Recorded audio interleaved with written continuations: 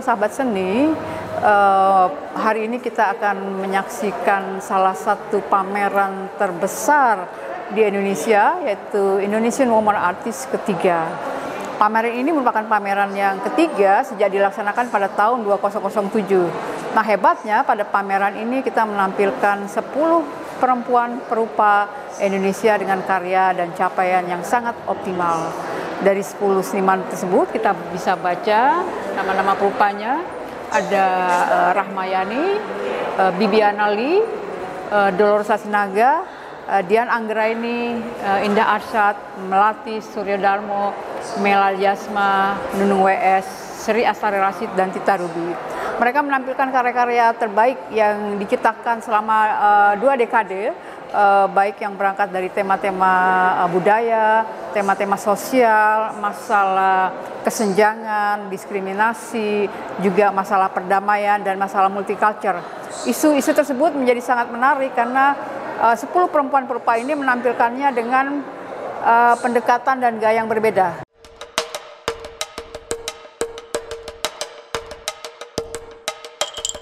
Ada Mas Damru, Ibu Carla, Citra. Jadi di sini Bu Carla adalah kurator pameran dan juga penggagas dari Indonesian Women Artist, dan Bu Citra adalah kurator yang memang sudah kedua kalinya juga berkecimpung di Indonesian Women Artist. Bukankah puncak kreativitas berada di sekitar 30 tahun? Menurut para ahli, memang para cerdik pintar telah menyinggung hal itu sejak lebih dari 100 tahun. Dan kami pun dengan Cemara 6 sudah mengangkat perempuan perupa muda dengan buku dan pameran Indonesian Women Artists Into the Future pada tahun 2019. Namun ada juga penelitian yang mengatakan bahwa puncak kreativitas seseorang bisa saja muncul pada 40, 50, 60, bahkan 80 tahun. Pendeknya tidak ada batas untuk bekerja kreatif. Maka dengan sangat bangga kami hadirkan 10 perempuan perupa yang telah melalui bukan hanya satu puncak, tapi telah berkembang dari puncak ke puncak berikutnya. Ini saya kan ulang tahun bulan Juli. Nah, terus mendadak saya memperingati diri saya itu dengan membuat ini. Nah, gitu. Nah, terus mulai saya membuat sketch, terus akhirnya oke, saya ketemu. Gagasan ini datang karena kesesakan saya melihat berita-berita di televisi dan di koran, bagaimana dari rumah sakit orang merebut mayatnya agar mereka bisa menguburkannya sendiri. Kalau pemerintah seperti memberi penghormatan pada Keluarga kematian, yaitu kehilangan abadi, sebetulnya kan bisa diatur kan. Mereka bisa datang mengelilingi liangnya, tapi sesudah itu mereka harus di PCR, mereka harus di sterilkan, segala macam kan selesai. Kalau penghormatan itu ada, itu yang membuat saya sesak saya melihat. Ya, ini salah satu karya yang dipamerkan pada Indonesian Women Artist 3 di National Gallery Indonesia, yaitu karya dari Astari Rashid. Karya ini sangat menarik karena menampilkan 9 perempuan suci yang direpresentasikan melalui wayang golek berukuran 2 meter. Nah, masing-masing wayang golek ini memiliki nama seperti ini adalah Maryam, kemudian Siti Fatimah, kemudian Aisyah, kemudian ada Siti Hadijah, Siti Hajar, dan juga di belakang kita melihat ada Dewi Sri, juga ada Dewi Saraswati. Ini merupakan salah satu seri bendera dari karya Mbak Rahmayani yang khusus mengangkat tentang seri Nusantara. Jadi kata-kata yang terdapat pada bendera ini adalah kata-kata yang memiliki makna-makna dari budaya bangsa Indonesia.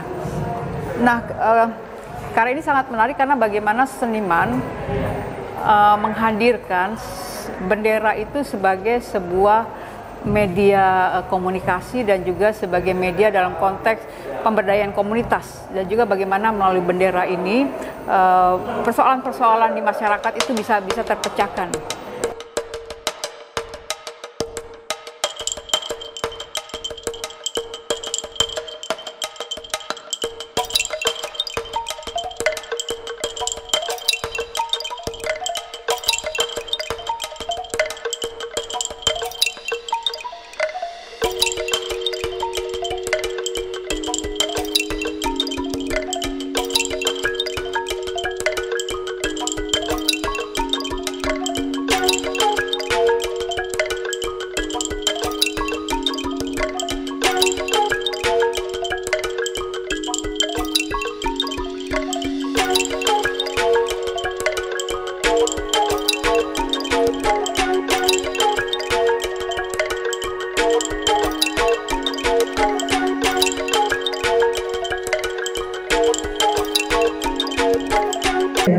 Kita lihat banyak orang-orang Asia di Ariaya, di Amerika, di London, di Prancis, di Australia, di New Zealand gitu, mereka semua teraniaya, gitu, bisa physical abuse atau verbal abuse.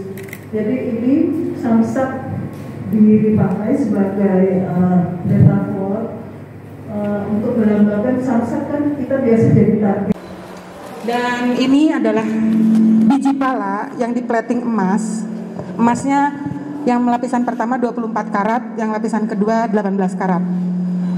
Jumlah satu jubahnya itu sekitar 12.000 butir. Dan pala ini langsung dibawa dari Maluku dan Sulawesi Utara. Jadi dari beberapa petani, misalnya dari Sangihe, dari Sulawesi Utara, base-nya di Manado, dari Gorontalo dan seterusnya. Jam 6 pagi dimasuk karantina, jam 8 pagi berangkat, diterbangkan menggunakan kargo Garuda, dan jam 8 malam sampai di Jogja. Frasil yang dimana kita ya bisa hidup dan bisa meninggal, atau bisa mati dan hidup, dan karya itu antara seperti vertikal dan horizontal. Jadi ini baju yang horizontal, dimana baju itu menuju ke masa depan, dimana mungkin satu saat kita harus berbaring. Itu dibuat semuanya dari kulit pohon. Aku bikin penelitian lama dengan kulit pohon dan bagaimana kulit pohon dulu dipakai sebagai baju di seluruh Indonesia sebelum ada tekstil masuk. Oke, terima kasih banyak.